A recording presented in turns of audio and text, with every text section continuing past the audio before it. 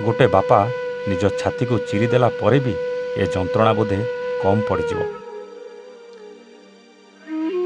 से हाथ को कष्ट होउनथला जेतेबेले निज पुओ को दुई हाथ में नहीं जाउथला किंतु ए असह्य जंत्रणा सिना काहाकू देखा जाउनथला हेले भितरे भितरे छातीटा पूरा फाटी पड़ुथला जेतेबेले कि तार मरी जाइथिबा पुओ को आनिबा पई से बापा पाखरे सक्षम नथिला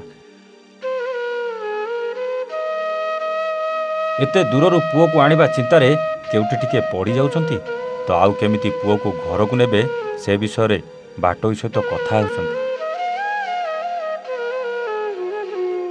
जदि जणे मला परे ताकू साहाय्य मिलुनी ताहले बंचिथिबा लोकमानक पई प्रशासन उपरे भरोसा करिबा वृथा हेबो। हॉस्पिटल ले मरी जाइछि पुओ पाखरे नाही पैसा और हॉस्पिटल ले नाही कोनोसी सुविधा ए दृश्य समस्त आखिरे लुह हाणी देछि एभली घटना देखा मिली आज बरगढ़ सहर में दिन प्राय 3 घंटा समय हेउतिबो एक दंपति हाथ में तांको मृत शिशुपुत्रर शव धरी बरगढ़ राजरास्ता चाली चाली जाउछंती से समयर दृश्य जी भी देखुला तार हृदय तरली जाउथला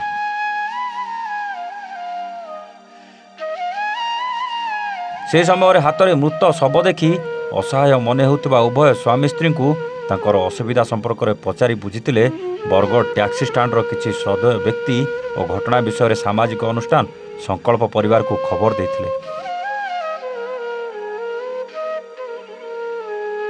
खबर पाइबा परे संकल्प परिवार सदस्य घटनास्थल को जाई जानिबा को पाइथिले जे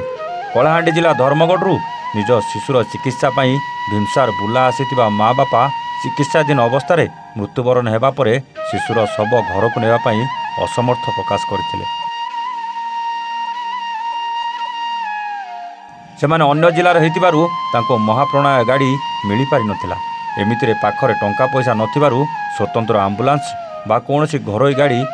भड़ा करिबारे सेमाने निजर असमर्थ प्रकाश करथिले ओ एक घरोई बस जोगे मृत शिशुर शव कोଳରେ धरी बुल्लारू बरगढ़ आसथिले बरगढ़ बलांगीर और पर धर्मगुड़ा जीवापाई योजना करथिले मात्र बरगढ़ मृत शिशुर शव बस रे नेबा पाई मना हेबारु सेमाने निरुपाय होई चाली चाली बरगढ़ भटली छक आड़कू आसुथिले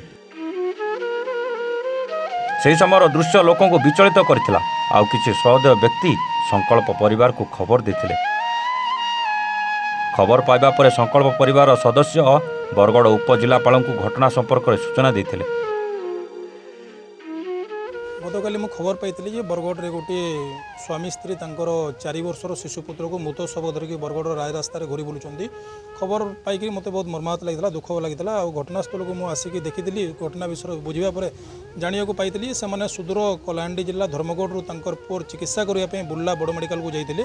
आ बुर्लार चिकित्साधीन अवस्था पुअर मृत्युवरण होता किंतु जिला बाहर को महाप्राण गाड़ी जीवार व्यवस्था नाला से महाप्राण नेउरा होते कि महाप्राण मिल पारि नाला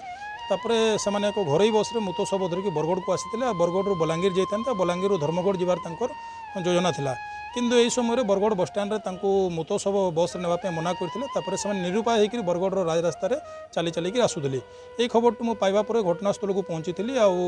से विषय में बरगढ़ उपजिलापाल को सूचना दी